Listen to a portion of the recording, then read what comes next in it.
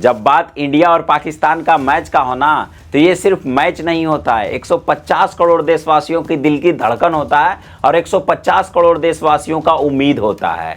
मानो कि जैसे सरहद पे जंग चल रहा हो ना, वैसे ही क्रिकेट स्टेडियम में जंग होता है। तो भाई बात सरहद की हो या क्रिकेट स्टेडियम की हो, कभी भी पाकिस्तान भारत से जीत नहीं पाया है। और आज तो पाकिस्तान को मैं मुबारकबाद देना चाहता हूँ, क्योंकि उनके एक नए पापा उत्पन्न हो गए हैं जिनका नाम है तिलक वर्मा। सबसे बड़े वाले पापा जो थे वो थे विराट कोहली। वो तो केवल रोकते थे और ठोकते थे, लेकिन उसके बाद जो अभिषेक शर्मा नए पापा आए हैं, छोटे पापा, वो तो भाई रोकते भी हैं और ठोकते भी हैं और बजाते भी हैं। लेकिन आज फाइनल मुकाबला में एक और पाकिस्तान के पापा उभर कर आए हैं जिनका नाम है भैया तिलक वर्मा। ये तो रोके भी, ठोके भी, बजाए भी और भाई उनको मुंह की भी खिला दी। ऐसे सिचुएशन को देखते हुए मुझे एक ही शायरी याद आता है कि बेटे झूला झूलो लेकिन बाप को मत भूलो। यार तुम बेटे कितने भी बड़े क्यों ना हो जाओ, कभी बाप से आगे नहीं बढ़ पाओगे।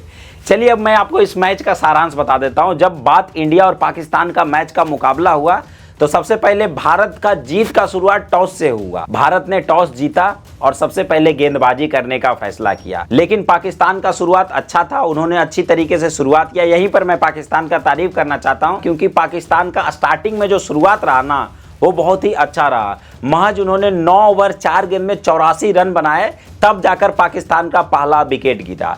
लेकिन भाई तुम्हारा स्टार्ट कितना भी अच्छा क्यों ना हो, अंत भला तो सब भला, यही कहावत होता है। और तुम कितना भी संघर्ष क्यों ना कर लो, दुनिया को पता था कि भाई जीतेगा कौन, तो जीतेगा पाकिस्तान का पप्पा ही। लेकिन पाकिस्तान के 2 बल्लेबाज जिन्होंने बहुत ही अच्छा प्रदर्शन दिखाया अपनी टीम के लिए, जिसमें से एक थे शाहिबाज फरहान, जिन्होंने महज 38 गेंद में 57 रन की पारी खेली, जिसमें 3 छक्के और 5 चौके शामिल थे। उसके बाद दूसरे नंबर पर नाम आता है फकर जमाल का, जिन्होंने महज 35 गेंद में 46 रन की शानदार पारी खेली, जिसमें से 2 चौके और 2 छक्के लगाए।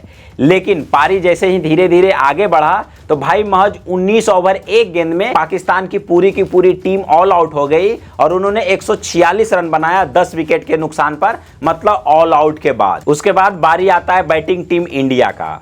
तो टीम इंडिया का शुरुआत उतना भी अच्छा नहीं रहा, लेकिन बार बार मैं आपको एक ही कहावत बोलूंगा, अंत भला तो सब भला। और पूरी दुनिया जानती थी कि भाई पाकिस्तान के पप्पा ही जीतेंगे। इंडिया का पहला जो विकेट गिरता है वो गिरता है 1 ओवर 1 गेंद पर। पाकिस्तान के दूसरे पप्पा का विकेट गिर जाता है। उसके बाद क्या है, सारे पाकिस्तानी खुश हो जाते हैं और पूरे उन लोग को लगता है कि भाई अब तो मैच हमारे पकड़ में आ गए, क्योंकि हमको पेलने वाले आउट होकर चले गए। लेकिन उसके बाद इंडिया धीरे धीरे प्रेशर से उभरने का प्रयास ही कर रहा था। तभी इंडिया का दूसरा विकेट गिरता है 2 ओवर 3 गेंद में, महज 10 रन जब इंडिया का स्कोर हुआ था, तभी इंडिया का दूसरा विकेट गिरता है सूर्य कुमार यादव का। लेकिन फिर से इंडिया का तीसरा विकेट गिरता है 3 ओवर 6 गेंद में, केवल इंडिया का स्कोर 20 रन ही था, तभी इंडिया का तीसरा विकेट गिरता है सुमन गिल का, जो कि बहुत ही अच्छे बल्लेबाज थे। उसके बाद यहीं से एंट्री होता है भैया तिलक वर्मा का और संजू सैमसन का। भाई ये दोनों आकर पूरे के पूरे स्टेडियम में तबाही मचा दिए और इनका ही पार्टनरशिप इंडिया को एक उम्मीद का किरण दिया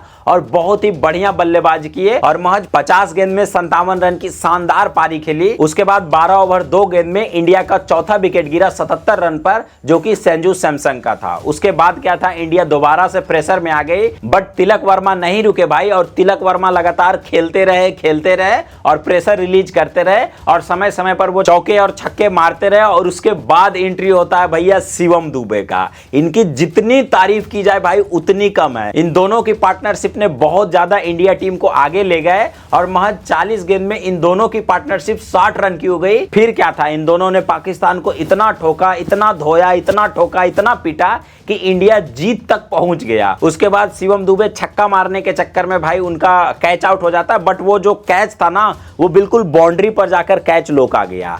लेकिन उसके बाद एंट्री होता है भैया रिंकू सिंह का। भाई इनको लक बोला जाए, किस्मत बोला जाए, क्या बोला जाए, कोई था पता नहीं है। पूरे टूर्नामेंट में एक भी मैच इस बंदे ने नहीं खेला, लेकिन एशिया कप जीता भारत कैसे, इन्हीं के बल्ले से, चौके से।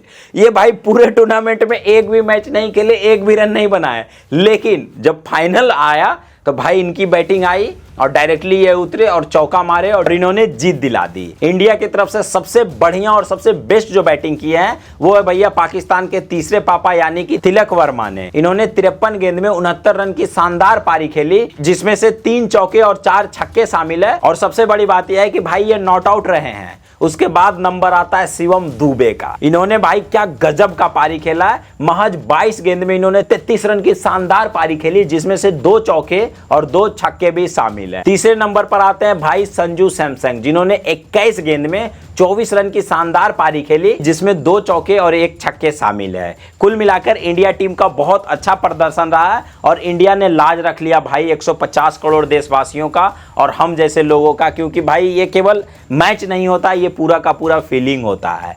बाकी आपका इस वीडियो के बारे में क्या ख्याल है नीचे कमेंट बॉक्स में कमेंट करके जरूर बताइएगा और इस वीडियो को ज़्यादा से ज़्यादा शेयर करें और लोगों को बताएं कि भाई टीम इंडिया ने किस तरीके से पाकिस्तान को अंत में धोया है। और वो कहा जाता है कि अंत भला तो सब भला, और अंत में सब अच्छा ही हुआ और हमारी टीम इंडिया जीत गई। तो टीम इंडिया को जीत की बहुत बहुत मुबारकबाद। धन्यवाद।